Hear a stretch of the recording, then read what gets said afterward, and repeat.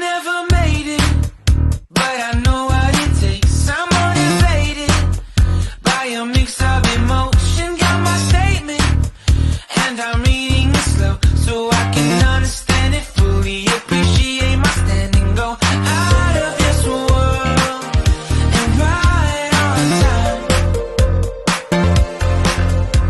Oh, never in my life have I seen the sky light up like this. I'm far away from Earth and I wanna know if you exist. Mission control, do you read me? Send me my coordinates lately. Mission control, am I drifting? Tie me to someone who will love me, yeah. Wait, I think I'll last a bit longer. Fine. Welcome everyone. Welcome everyone. Welcome everyone to another Ref Brandon and the Todd Family YouTube video. Wherever you are, whatever you may be doing, thank you so much for making Ref Brandon and the Todd Family a part of your day. We always greatly appreciate it. It's a Friday, so today I'm going to bring you another installment of Fed Up Friday. Find out what I am fed up with coming up here in just a couple of moments. But first, let me say I've got a shout out coming up at the end of the video, so please stay tuned for that. And today's Fed Up Friday is actually going to be two different things that I am fed up with since I did not do one last Friday. Today I'm going to be giving you two installments in one on Fed Up Friday, and one is going to be just about the sports world in general, and one's going to be about Major League Baseball. And the one that is about the sports world in general, I'll get to in a few minutes. First, I want to talk about Major League Baseball because I think everybody knows by now that I'm a huge baseball fan. But Major League Baseball is still really popular. The ones that don't like it say, oh, it's a dying sport, when that's not true. It's just not as popular as it used to be, but it's still really popular. All you have to do is look at TV ratings and look at the money the players are making to know it's popular. You can't pay players $35-40 million a year for a sport if it's dying. That's just impossible. So that tells you it's not a dying sport. It's just not as popular as it used to be. But the people that are running Major League Baseball now are the reason why Major League Baseball is not as popular as it used to be. They're absolutely clueless, and they have no idea what they're doing. So I'm just fed up with Major League Baseball being complete imbeciles and complete idiots when it comes to the game of baseball. You would think if you run the game of baseball, you would understand the game of baseball and know how to make it more popular and know how to make it grow, and they don't. And I'll give you a few reasons why I say that. One, if you're a sports fan, you know that Thanksgiving Day is all about the NFL. Pretty much from lunchtime to about midnight now, you have the NFL. That's the day the NFL uses. So that way, if you're a football fan, whether you're a diehard fan or a casual fan, you gather around either your place, your mom and dad's place, whatever, for Thanksgiving meals. You sit down together, you watch football. Same goes for the NBA on Christmas Day. The NBA is on from pretty much noon till after midnight on Christmas Day. There's usually 5 straight games on starting right around lunchtime. So Thanksgiving is dedicated to football and Christmas is dedicated to basketball. Well, there's no basketball and there's no football on July 4th. So that could be the day where Major League Baseball is all over the TV trying to bring in viewers, bring in new fans, bring in old fans that used to watch the game but have turned away. And Fox has a contract with baseball. But does Fox or Fox Sports 1 carry a game on July 4th? Nope. ESPN has a contract with baseball. Out of all the ESPN channels, at least one of them could carry a Major League Baseball game on July 4th. Do they do it? Nope. Turner Sports has a contract with Major League Baseball. But does TBS or TNT carry a game on July 4th? Nope. Major League Baseball should make every single network that has a contract with MLB carry a game on July 4th. And most teams play during the afternoon. You could easily have a game on ESPN, a game on Fox, a game on Fox Sports 1, a game on the MLB Network, a game on TBS, a game on TNT. And that way, people that are sitting around with their families on July 4th can watch baseball. They don't do that because they're idiots. They have no idea what they're doing. And now, all of a sudden, starting this year, they made it to where you're only allowed to shift so many times per game. If you're a baseball fan, you know what that is. If you're not, I'm not going to explain it to you because you don't care because you're not a baseball fan. So they put in this rule that you're only allowed to shift so many times per game, which is stupid. If you're a long time Major League Baseball fan, you know the name of it, Tony Gwynn. If people would have shifted during Tony Gwynn's days, he would have hit the ball where the defense was not out every single at bat. That's what you do. Go watch a few weeks back when Francisco Lindor over the Mets, he laid down a bunt because there was nobody anywhere close to the third base bag. So he knew if he bunted, he would get a hit. He laid a bunt down. What happened? He got a hit. Part of the game of baseball is telling your defense where to line up with every single batter. And now all of a sudden you're telling them they can only shift so many times per game. It's not the defense's job to not shift and stand in a certain spot. It's the hitter's job to outsmart and outthink the defense. If nobody's there, hit the ball there. Well, these hitters nowadays, they don't comprehend that. So now Major League Baseball is thinking about implementing a pie chart. And if you have not seen this, I suggest you get on Google and look at it. It's the dumbest thing you've ever seen. They're thinking about implementing a pie chart to tell the defense, hey, you can't stand right there. You can't be right there. Because the moronic hitters cannot figure out that you hit the ball where nobody is. So they're going to cater to the morons and let the morons keep being morons and make the defense stand in a certain spot. That's just stupid. And then last year, we started having the ghost runner at second base starting in extra innings, which is the dumbest thing in the history of the world. And they put the rule in, and their reason was, well, this is going to help speed the game up. Well, if it's the 10th inning, the game is already 3 hours long. It's too late to speed the game up now. And they're claiming they want to speed the game up so that people that don't watch baseball will start watching baseball because the game's going to be shorter.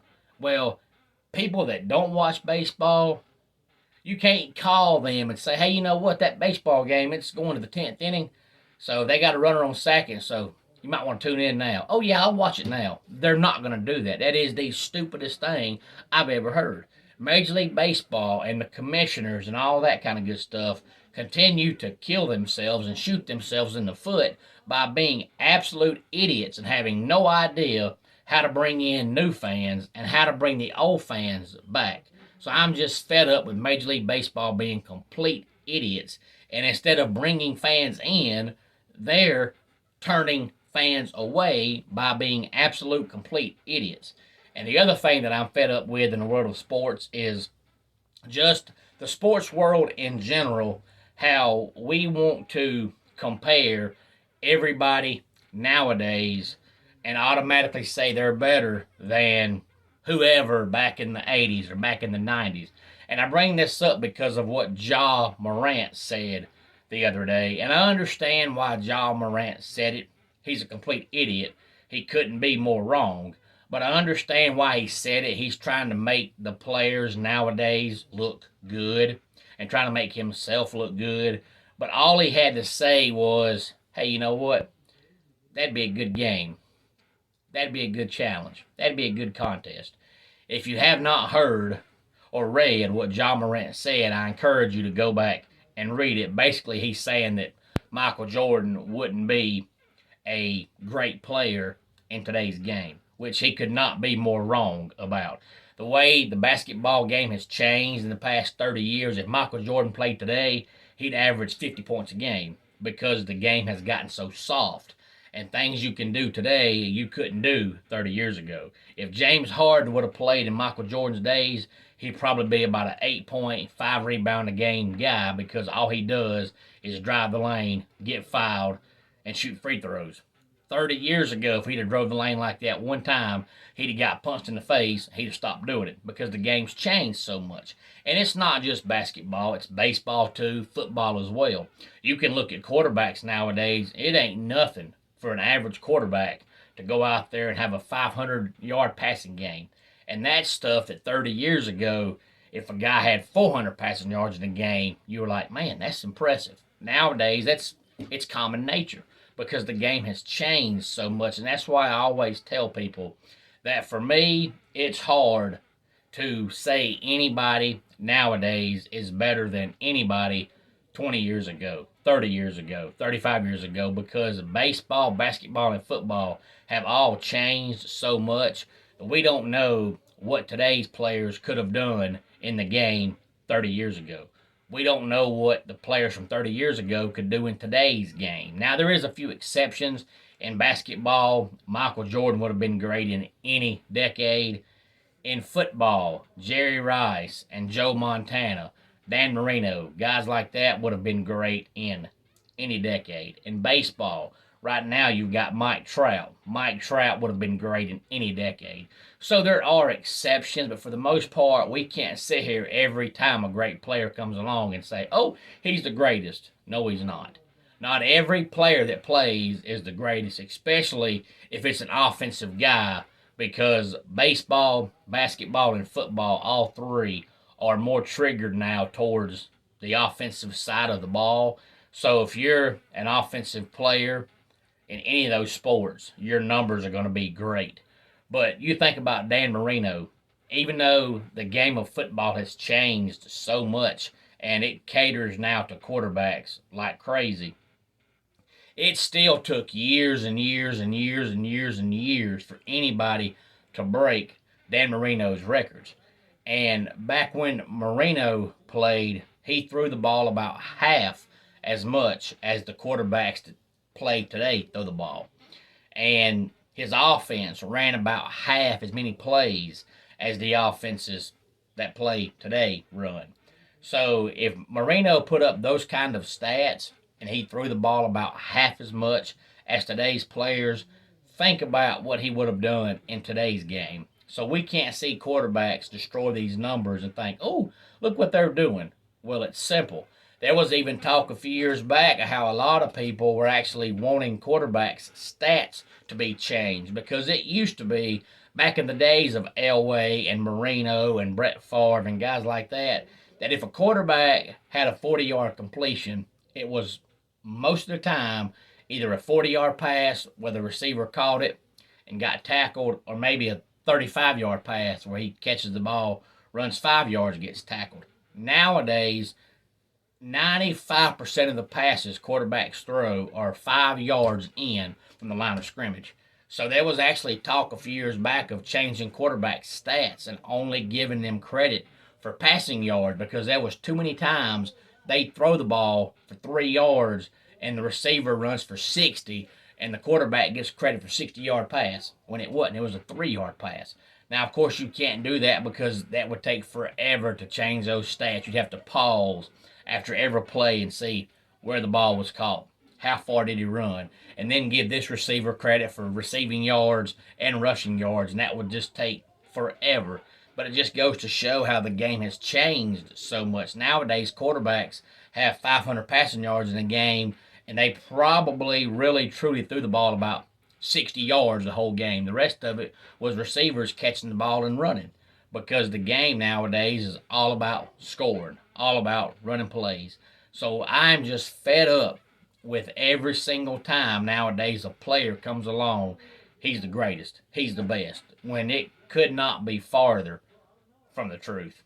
A lot of the players that played a long time ago, whether it's baseball, basketball, or football, if they played today, their stats would be even better than they already were. And a lot of the players that play today, if they would have played 35, 40 years ago, they wouldn't have had a chance. But it's not their fault. It's just the way the game has changed. We've just got to learn that it's okay to say somebody is great for this generation. Somebody's good for his time. But just because you're good today does not all of a sudden mean you're the greatest in history of the world. That's not so. My shout out today goes out to my man, Jeremy. He subscribed to the channel yesterday. He lives in the upstate of South Carolina, and Jeremy is actually a wrestling fan. I told him next time he comes to an SWA show, please feel free to walk up to me and speak to me. I speak to so many people that if you don't walk up to me and tell me who you are, I just think that you're talking, just being friendly like I am. But Jeremy, thank you so much for subscribing to the channel. And now that you have subscribed, if you do so choose to comment on any video at any time, you'll be eligible for our 1,000 subscriber giveaway whenever we get to 1,000 subscribers. Let's go ahead and get our dad joke of the day in here. What do you call two octopuses who look the same? Identical. And that wraps it up for today's Ref Brandon and the Todd Family YouTube video. Until next time, it's Ref Brandon saying, just like in pro wrestling, life can be over by the count of 3. Tell your friends and family how much you love them. Bye.